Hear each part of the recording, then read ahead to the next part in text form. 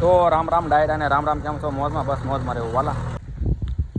મને કે જાળા અમારે આંબાનો વિકાસ નથી થતો, તો આ આંબો આમનામાં આ JCB થી હાલે ખાડામાં નીકળે હો આંબો. આમાં આપણે કેવી વિકાસ નથી થતો, વિકાસ નથી થતો. કોથળીમાં હોય કેમ વિકાસ થાય? જોઈ લો છે ને એમને પેકો પેક હે આવા 6-7 નીકળ્યા હો, પછી ન સુકાઈ જાય. તો જો આંબાના ડૂલ કેટલા છે હે, તેની આમ ગણ્યા એની એટલા છે, કેમ કે આ આંબા પોર નાખ્યા હતા, ઓછું ગાળી નાખ્યા હતા, બરોબર. અને આંબાનો જો આ રીતના છે, જો આનો કાંઈ વિકાસ કયો ફળિયાનો જો JCB થી કાઢવા પડ્યા આંબા.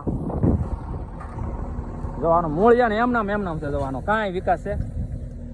એટલે એના હિસાબે જો ફૂકાઈ જાય છે ને હવે નવા આંબા નાખવાના છે ડૂલમાં. નવા આંબામાં નવી પદ્ધતિ અપનાવી છે કે આ રીતે જો JCB થી ખાડા ગાળ્યા હો, ખાડા ગાળે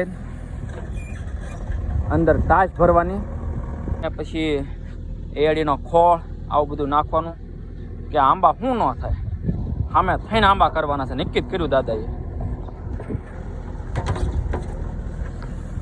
દાદા લગભગ ઝાઝા બધા હો ખાડા ગાળ્યા જોઈ લ્યો, કેમ આ બધા આંબા રોપવાના છે.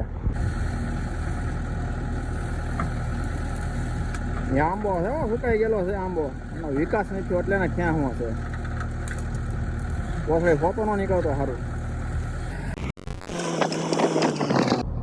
જો આ આખી હારમાં કદાચ 4 આંબા છે, બરોબર. અને આ આખી હારમાં 6 આંબા છે,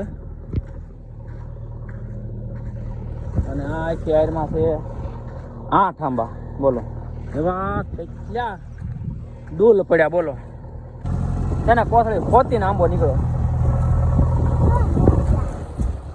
તો આંબાનો કઈ રીતે વિકાસ કરવો જોઈજો હે.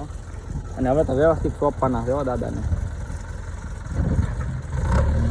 અને હવે તો પછી ગોરધન દાદાએ કીધું કે આપણે વ્યવસ્થિત આંબા સોંપવાના છે, હારે રહીને મને ખાડા ગાળવા JCB થી.